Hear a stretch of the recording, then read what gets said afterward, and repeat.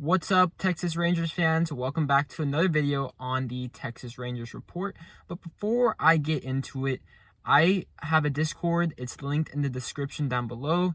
It's for Texas Rangers fans. Talk Texas Rangers, Texas Rangers news, rumors. It's just so we can have a community. And if you're interested in that, click in the link down below and join the Texas Rangers Discord. So, obviously, since we have signed Corey Seager and Marcus Semien, the middle infield is going to be locked up for multiple years. 10 years to Corey Seager, 7 years to Marcus Semien. So what does that mean for Isiah Kiner-Falefa? Because he has been getting interest from the New York Yankees. It could mean other stuff for Andy Ibanez, Nick Solak. Maybe they just get designated for assignment. Maybe that means other trades down the line. But today we're talking about Isiah Kiner-Falefa. He got interest from the New York Yankees before the lockout. So I'm going to be proposing a trade to the New York Yankees and what this could look like for both teams. So there's 3 trades that I'll be proposing to the New York Yankees, vice versa. So the first one, Isiah Kiner-Falefa for Joey Gallo, straight up. So I don't know if this makes too much sense for the Texas Rangers. First off, obviously, I think the fans would love this trade because obviously we get Joey Gallo back. He's coming in around $9 million via arbitration, and he could go in and play right field again. Cole Calhoun could go play left.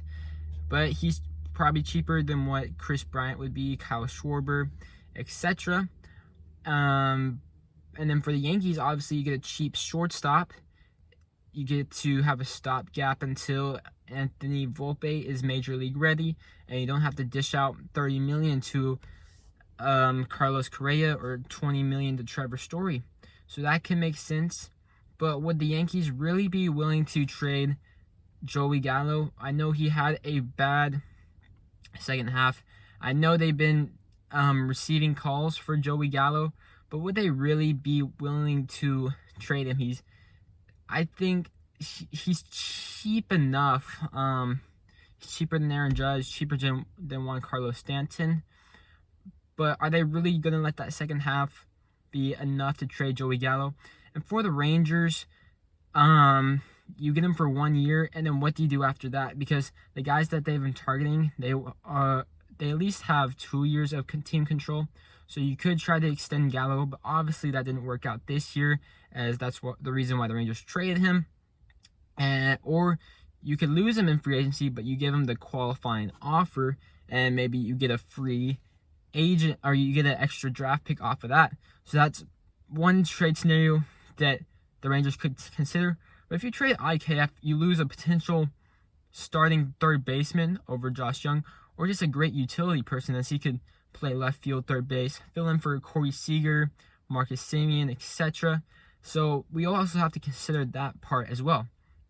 Now the next 2 trade proposals, they're all of these are going to be straight up, by the way, because all these are going to be straight up. So the next 2 are for starting pitchers. The next one is for IKF for Jordan Montgomery to the New York Yankees. And the reason why I don't think this one really works out is because Jordan Montgomery was the second best pitcher in the Yankees rotation. So I don't know if they'd be willing to trade Jordan Montgomery. The thing about Montgomery is that he's basically just an average pitcher. The Rangers would get him for 2 this year and a year after that. That's the same with IKF. You get him for this year and a year after that. So Montgomery would probably slide in as the second best pitcher in the Rangers rotation. He's relatively cheap right now. But honestly, with the instability in the Yankees rotation, I don't know if they'd be willing to do that. And I think the Rangers would be willing to do that. You get a lefty pitcher, pretty cheap, pretty controllable. Although I wonder if the Rangers would try to package IKF in a trade for somebody like Luis Castillo or Matt Olson, who could have more of an impact on your team than a Jordan Montgomery. So I don't know if the Yankees would be willing to give up he's an average pitcher, let's be honest, but he was their second most reliable pitcher last year. And then the next trade proposal that I'm going to be offering is a buy low situation for Luis Severino. He's a little bit more expensive, $11 million. You do get him for 2 years with a club option next year worth $15 million. But would the Yankees really be willing to trade him either? I don't know. But for a shortstop, those are always in high demand, and the Yankees would be willing to Yankees would be shedding money with either of these trades. Although I'm not too sure if they would shed money with the second guy and the deal. But I mean, shortstops are always in demand, and IKF not good. I'm not gonna hide it. He's not good with the stick. Probably below average, but defensive wise, he is amazing. So would the Yankees really be willing to give up any of those guys? Probably not. Joey Gallo would be awesome. Jordan Montgomery would probably just be a reliable number 2 or 3 starter in the rotation. Obviously, if we sign like Clayton Kershaw or Carlos Rondon, he'd definitely be a number 3.